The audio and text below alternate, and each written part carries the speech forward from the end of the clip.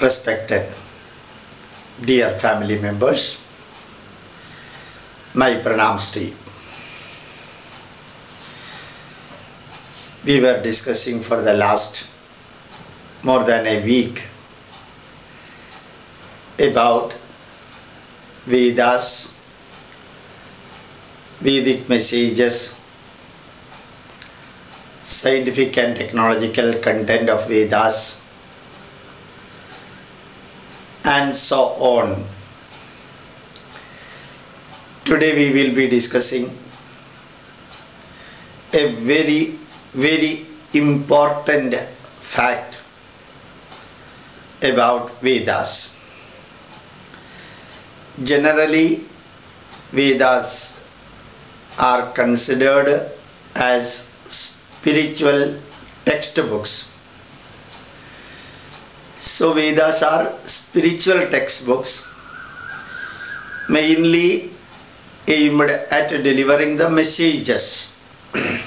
Vedas give Vedic messages for elevating our mind, for elevating the health of the body, for strengthening family relationship, and also strengthening the social bondage,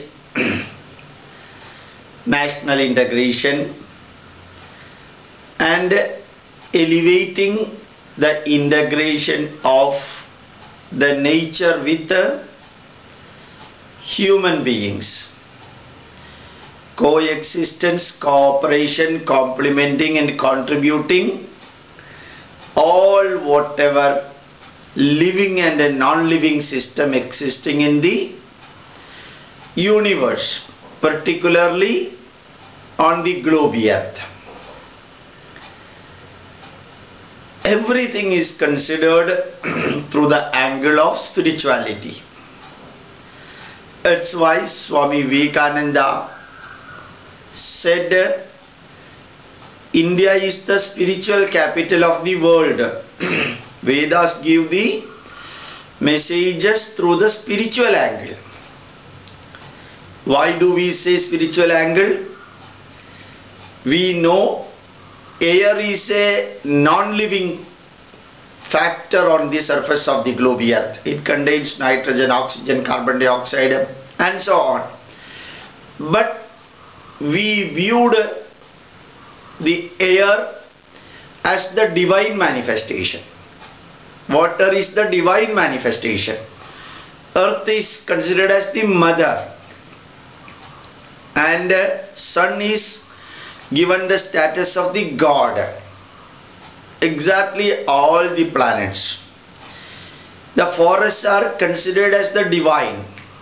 The ocean, the mountains, the trees, the plants, the animals. Animals are all connected with the divine forms of God. As I told earlier, elephant is connected with the divinity, oxen connected with the divinity. So everything on the surface of the globe earth, they are all the family members of the human beings. Vishwam bhavati ekanidham. This is one home where all the animals and everything live complementing to each other. So we can repeatedly say the spiritual approach is the approach of Hindu Dharma, Sanatana Dharma. Our spiritual approach towards our mother, Madra Devo Bhava, Pitra Devo Bhava, Acharya Devo Bhava, Atiti Devo Bhava, Rashtra Devo Bhava, Raja Devo Bhava, everything we consider as divine. Ganga Mata, Go Mata, Bharat Mata.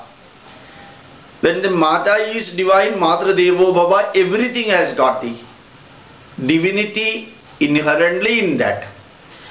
So Rigveda, Yajurveda, Samaveda, Atharva Veda, all the four Vedas are coming under the category of spiritual textbook, even though It contains enough scientific, sociological, anthropological, psychological, physical, chemical and mathematical aspects in that.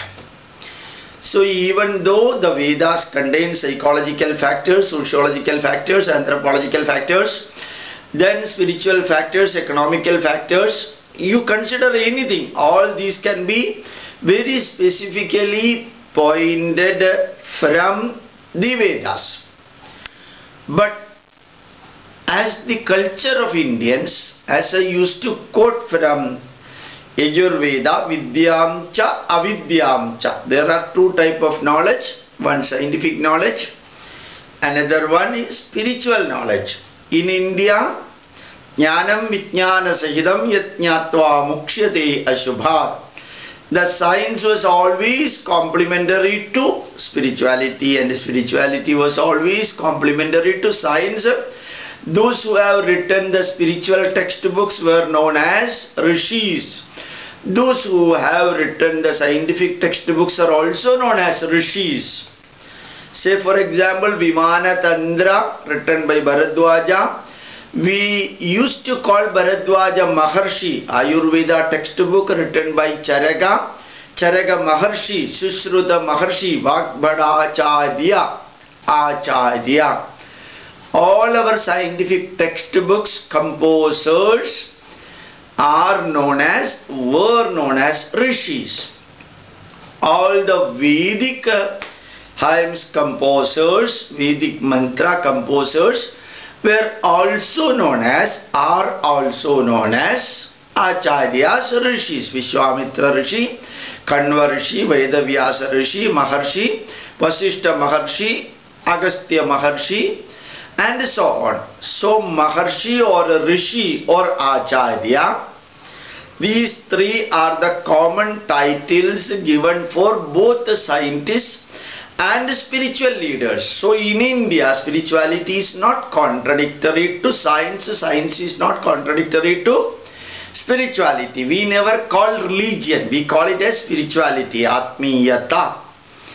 So the God, as I told you, in the Sakshi Bhava means as witness. Witness, that is, has been divided into two parts. Scientific aspect of the divinity and the spiritual aspect of divinity. This can be seen in all the Indian customs and rituals. All the Indian customs and rituals, 50% science is there, 50% spirituality is there. Indian God concept, 50% science is there, 50% spirituality is there. Indian literature, 50% science, almost 50% spirituality. And Indian concept, whether Mahavishnu concept or Lord Brahma concept or Mahadeva concept or Subramanya concept, scientific part of explanation can be seen and the spiritual part of explanation can also be seen. So in India, or only in India, the science and spirituality never went against each other. You can see Sushruta Acharya, we can see Aryabhata Acharya, Bhaskara Acharya, Bhatteshwara Acharya, Lalla Acharya, and when you move forward, Acharya J.C. Bose, Acharya P.C. Ray, Acharya C.V. Raman. But even though Dr. C.V. Raman's students initially used to call him as Acharya, later on he informed his students that Acharya word need not be included with my name. Call me as Dr. C.V. Raman or Sir C.V. Raman. So he slowly removed the word Acharya. Up to then, Acharya P.C. Ray, Acharya J.C. Bose, Aryabhata Acharya, Bhaskara Acharya, Lalla Acharya, Bhatteshwara Acharya. The Acharya concept is given for the spirituality, Bharadwaja Acharya, and also for the scientific textbooks. Thus we can see Vedas are composed mainly as the spiritual textbook. even though it contains all other aspects. But now the most important point what I wanted to submit to you is that Rig Veda is the spiritual book. It has got a subsidiary. What is subsidiary? When we studied in our high schools and +1, +2 level, you can see English main textbook is there. English subsidiary is also there. Malayalam text, Malayalam sub, we say sub. When you are taking BSc chemistry, you have got with the main chemistry, physics and mathematics are sub for that, subsidiary for that. When you take your BSc physics, you have got chemistry and mathematics as the subsidiary. When you take politics, history will become subsidiary. When you take history, politics will become subsidiary to that one. So you can see that one, the 4 Vedic literature, Rig Veda has got a subsidiary known as Arthashastra. Arthashastra is pure economics, where the concept of God is not at all coming, where the concept of religion is not at all coming. Pure economics means including banking system, including the role of the king, including the judiciary, including the secretaries for about 27 departments, all whatever we are seeing under the Prime Minister of India or under the Chief Ministers of different states, how to rule a country, how the economical systems are to be handled, how these economical systems are processed. Without any spirituality, remember that, without any God concept or anything, economics or Arthashastra is written focusing exclusively on economics, and that Arthashastra, economics, is the subsidiary of Rig Veda. So how you see in ancient India, these two literatures got intermingled, mixed, aggregated, brought together. One is not no way more important than other, but these two are complementary. When Rig Veda pray that, Rig Veda mantras pray that prosperity is needed, dharmartha kama moksha is needed, indra sreshtani dravinani dehyam chittim dakshasya bhagatvam asme. So I want to prosper in this world, I want to make money, I want to see that when all my will and wishes are getting fully satisfied, for which money is needed. But how to make money, how to print the coins, how to control the money, how to do the vyavahara, how to do the merchandise of this money factor. These are all given excellent way in the Arthashastra. And remember that about 3 years back, when Dr. Radhakrishnan, an ordinary man I think, he wanted to conduct a seminar on Chanakya's Arthashastra in Bombay Taj Hotel. He expected maximum 200 people.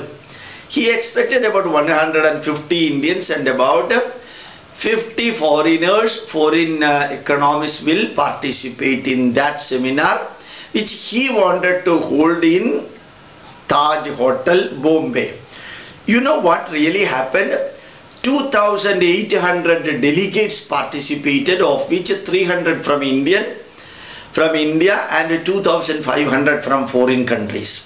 It was, he got flabbergasted, astonished to see that such a fantastic response for a seminar held based on a text written 2,300 years ago, 330 BC.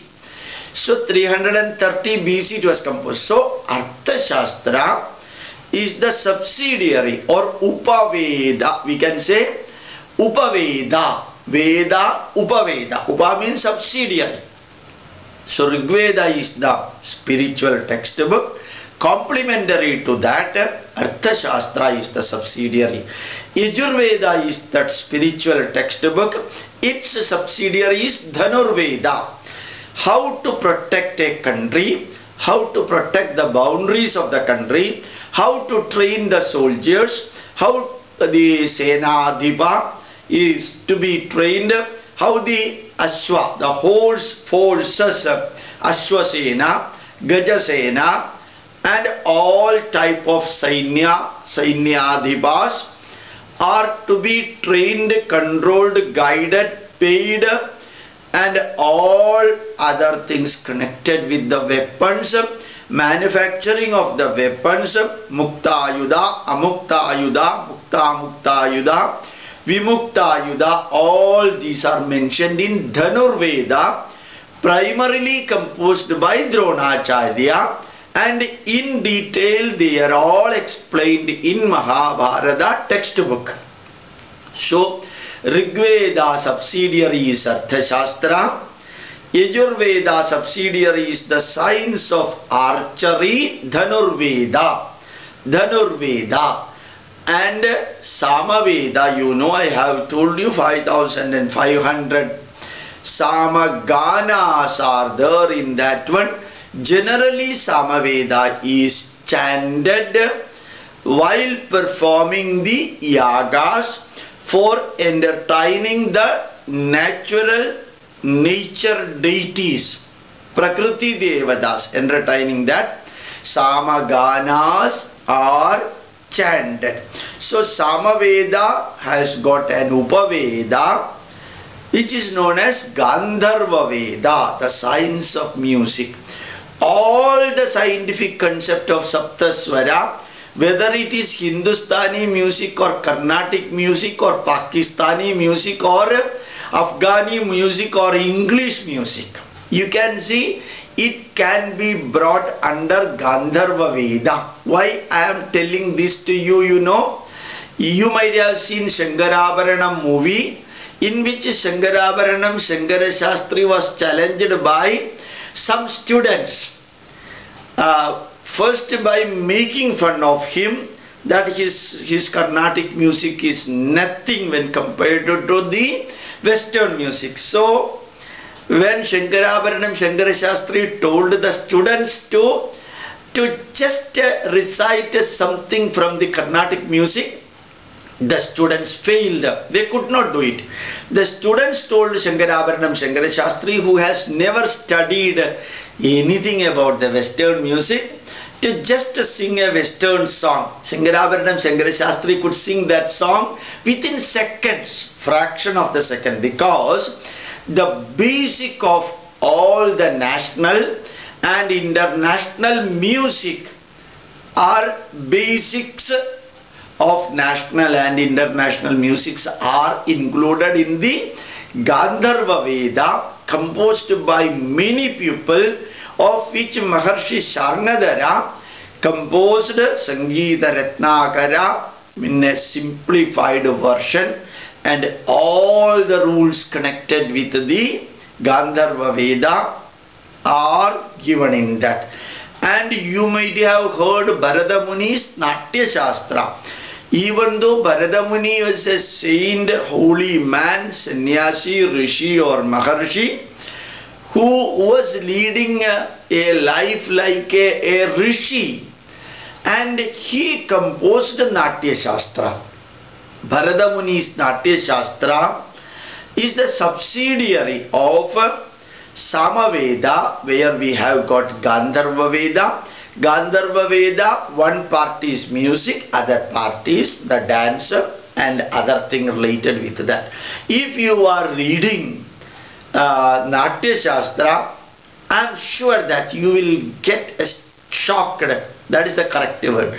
You will get shocked. Such a book composed about 2500 years ago, 2200 years ago, in the most systematic way. Remember that 300-200 years prior to biblical composition, or nearly 1000 years before to the composition of the Quran, our Gandharva Veda, subsidiary of Samaveda, got composed, and that is the scientific, purely scientific explanation of the music. All whatever you are listening and watching in the reality show connected with the competition of the music or dance, these are all part and inevitable parcel of the Gandharva Veda. So Rigveda has got Atharva Veda subsidiary, Yajurveda has got Dhanurveda its subsidiary, Samaveda has got Gandharva Veda as its subsidiary, Atharva Veda has got Ayurveda as its subsidiary. You know Ayurveda is a pure science, Sharira Manaso Yoga Paraspara Manuvrajeda Adhara Adeya Bhavena Taptajya Gadayoriva. One line from Charaka Maharshies, Charaka Samhita has become the base for new age therapy of the modern world. New age therapy, NAT. And I happened to go to New York very recently. I was driving through the New York. I happened to see that in many places roadside green boards have been kept. Green boards have been kept in which it is written NAT Center. What is NAT Center? New Age Therapy Center, where treatment is taking place through dhyana, meditation, through mantra, through spirituality, through chanting nama japa, through listening stories, through listening messages, through building the confidence of the patient and enriching the mind to compact the problem of the body. That is New Age therapy. That message is taken from Charaka Samhita, written as usual about 2500 years ago. The theme taken from Charaka Samhita is Sharira Manaso Yoga Paraspara Manuvrajed Adhara Adeya Bhavena Taptadya Gadayoriva Yogadavi Visham Tikshnam Bhaved Vaishajyam Uttamam Vaishajyam Aviduruktam Bhaved Tikshnam Visham. That is exactly the basis of modern medicine. Even a poison can be given as a medicine if it can really compact that particular disease. So treating the negative with a negative thing, like dissolves in like, principle is adopted here. So remember that when you are bitten by a snake, venom is in your body. So anti-venom is given. Anti-venom, another venom is given. If anti-venom is injected into my body now, that will be the end of YouTube lecture. So anti-venom will be working where venom is there. So yogadabi visham tikshnam bhaved vaishajyamuktamam. Even the most deadly poison will become a medicine by yogadabi visham bhaved vaishajyam uttamam. It will become an uttama and most appropriate medicine by proper combination. So, Maitri Karunya Marteshu Pridishakye Rupekshanam Prakritisteshu Bhuteshu Vaidya Vrastischa Durvida. Ayurveda gives you so many messages are there. Maitri Karunya Marteshu Pridishakye Rupekshanam Prakritisteshu Bhuteshu Vaidya Vrastischa Durvida. The messages given for the doctors. So you can see the scientific literature Ayurveda, whether it is Shruta Samhita, Charaka Samhita, or Ashtanga Hridaya, or Ashtanga Sangraha, all these Ayurvedic books are subsidiary to Atharva Veda. So the spiritual literature, Rigveda, Yajurveda, Samaveda, Atharva Veda, have got scientific subsidiary to that Artha Shastra, Dhanurveda, Gandharva Veda, Ayurveda. One more book is there which has got the status of Upaveda, is Sthapatya Veda. That is the civil engineering. Tacha Shastra, Sthapatya Veda is the civil engineering. That is also told as the subsidiary of Atharva Veda. Two subsidiaries are there for Atharva Veda. One Ayurveda, the another one Sthapatya Veda or Tacha Shastra. So remember Vastu, it is also known as Vastu. So in India, the science went hand in hand with the spirituality and complementing each other. Whereas in the West, you can see Galileo was treated horribly, and many modern scientists, so-called the beginning period of modern science, many scientists were tortured who told something against the Bible. That is the only cause for their torturing. They said earth is flat, but that was the biblical viewpoint, and they said evolution theory, that is against the Bible. Earth is globe, against the Bible, and Big Bang theory, against the Bible, because God created all these things. So all the nonsenses present in the Bible were rejected, objected, thrown by the scientists, but nearly 1,800 to 2,000 scientists were tortured for their telling the scientific factors. But in India, all these scientists, Charaka Samhita, Sushruta Samhita, Vagbhata Acharya, Bharadwajacharya, Aryabhatacharya, Lalacharya, Varahamihiracharya, and Manjula Acharya, Vadeshwara Acharya, all the scientists were considered as Acharyas. Nagarjuna, who has composed the Rasaratna Samuchaya chemistry book, they were all, you can see so many others, Vaisheshika Siddhanta Kanada, who composed the atomic theory, and Gautama Maharshi, who composed the logic. They were all considered as maharshis, rishis, munis, acharyas. So India is the land where the science and spirituality integrated through the composition of Vedas and Upavedas. With these words, I would like to request you once again, you should listen at least to one Veda in your life, and you should copy the link of these speeches and give to others, and that is your mission. Your mission is to spread the great Indian messages to world over. 723 crore people should know about Indian heritage. That is the reason why I am talking this in English. I am telling this in English.